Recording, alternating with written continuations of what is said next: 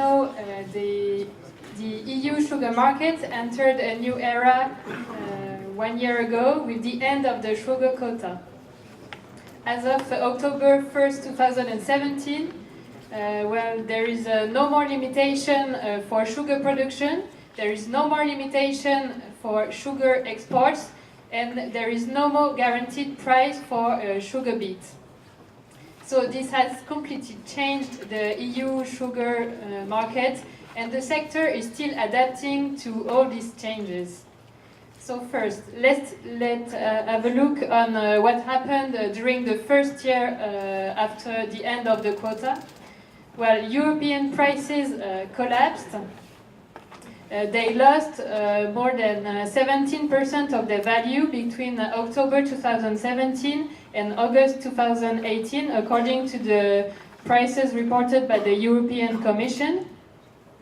At the same time, world prices also collapsed. Raw sugar prices were down 24% between October 2017 and September 2018. During the same period, the price of white sugar lost 12% of its value. So with the end of the quota, the EU sugar market is much more connected to the world market. And why have we seen this price collapse at the world level? Well, the production of sugar increased in many regions of the world. For example, in India, where production increased by more than 10 million tons because of an increasing sugarcane area and also good conditions. Also in Thailand, the production was a record high last year because also of good growing conditions for sugarcane. And also production increased in the EU with the end of the quota, and also in other minor countries like Russia, Pakistan, for example. So in total, globally, the production of sugar increased by more than 20 million tons in 2017-18, and that weighted on world prices. Because of this big increase in production, of course, the production of sugar was much bigger than the consumption of sugar, and we had ample stocks at the end of the season. Also, some external factors influenced the price of sugar. For example, the value of the Brazilian real against the dollar. In fact, the Brazilian real has a big influence on sugar prices because Brazil is the main exporter of sugar. And we see that from October 2017 to August 2018, the value of the real lost more than 30% of its value. Recently, it has recovered because of the approach of the presidential elections. So what can we expect for this second year of post-quota period? In Europe, the sugar beet harvest is currently ongoing, and we expect a decrease in the production of sugar beets, especially in Western Europe and also Central Europe.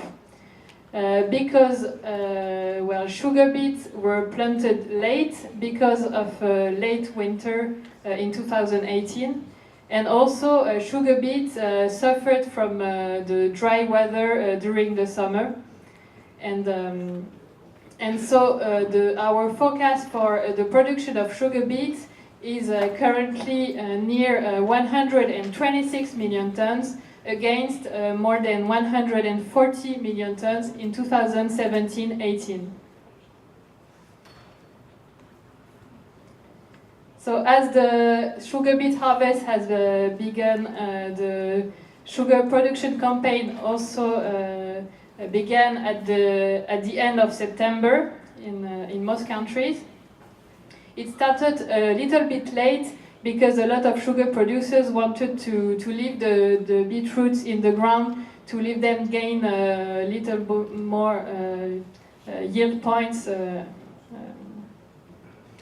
And so, as the sugar beets production is expected down, we expect a decrease in sugar production in Western Europe, in France, in Germany, in Belgium also, in the Netherlands, and also in some countries of Central Europe like Austria and the Czech Republic.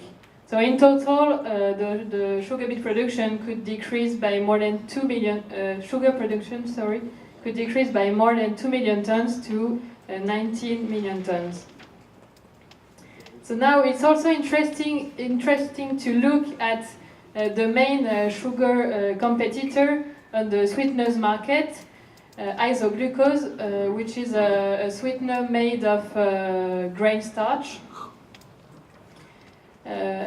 Before the end of, first, the isoglucose quota were also suppressed in 2017. And at this period, it was expected that isoglucose should become a big competitor for sugar with increasing production and increasing consumption. But that was exactly the opposite that occurred last year. We saw the production of isoglucose decreasing quite significantly from 780 kt to only 600 kt. And this is because isoglucose production is not competitive with current grain prices, and also with low sugar prices, it's also very difficult for isoglucose to be competitive for food applications. And this happens despite the increasing production capacity at the European level with the opening of a new plant at the beginning of 2018 in Hungary. In 2018-19, we forecast that isoglucose production will remain stable because sugar prices are still low and grain prices are still high.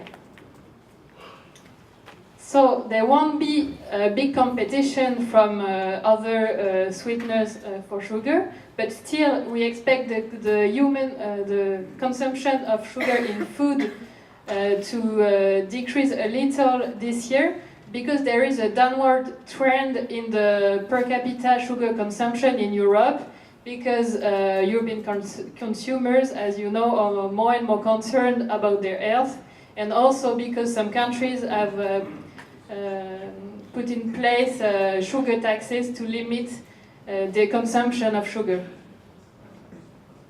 As for industrial demand, it should decrease with the decrease in availability of sugar. Industrial users are traditionally less remunerative for sugar sellers, so they should decrease this year.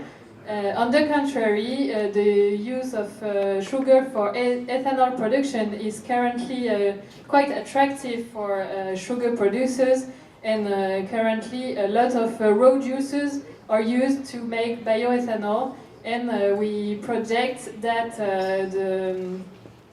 the consumption of sugar for bioethanol will increase by almost 0.2 million tons, and in total the sugar consumption of Europe will only decrease by 100 kt.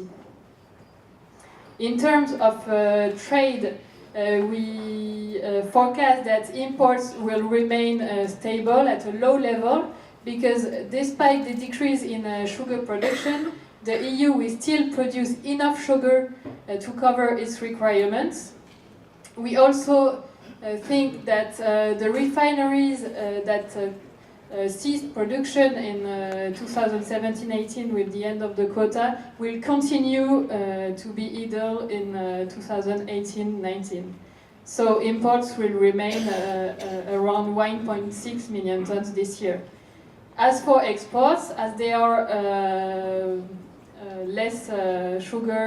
as there is less sugar available, exports should decrease by about 1 million tons, and the main destination will remain the countries near the Mediterranean Sea, like Egypt, Libya, and Israel also.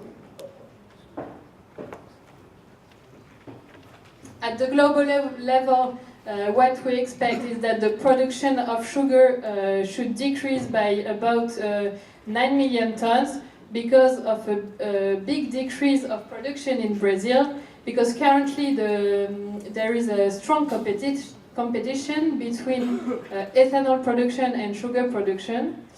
And currently it's more attractive for sugarcane processors to make ethanol than to make sugar. In other regions of the world, like India and Thailand, production should remain quite high. And so globally, sugar production should be about the same level as consumption. And we should see a small decrease of the stock-to-use ratio. And that makes us forecast a small increase in the average sugar price for 2018-19. So we expect the average raw sugar price to be close to $290 per ton, and with a white premium quite high with the less availability of white sugar of about $90 per ton. We expect white sugar prices to be close to $370, $380 per ton. So let's go back at the EU balance sheet. At the end of the season, we expect European stocks to decrease to about 2 million tons, with a decrease of the stock-to-use ratio, so the situation will be fragile at the European level. So that should maintain a premium for European sugar compared to other sugar in the world market. And so we expect EU prices to be close to 360, 370 euro per ton for this season. Of course, this forecast can change in coming months depending on many factors. For example, the actual volumes that will be harvested in Europe, the climatic conditions for sugarcane in the world, also the price ratio between ethanol and sugar in Brazil and also in the EU. We also have to look at the exchange rate between the real and the dollar, and etc. Now, if we want to look a little bit further to the next campaign, to the sugar beet crop that will be planted in the spring of 2019, our current forecast is a decrease in area of about 5% in the EU, with a major decrease in France, minus 10%, and also small decrease from -3, -8% in basically all the countries of Europe. Currently, the situation is tough for sugar producers because European sugar prices are at a record low level, not seen before.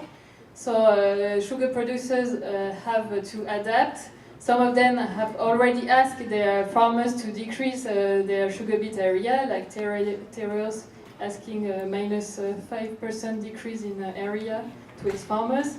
And the contract prices also were abandoned by some of them or have decreased to be more linked to world sugar prices.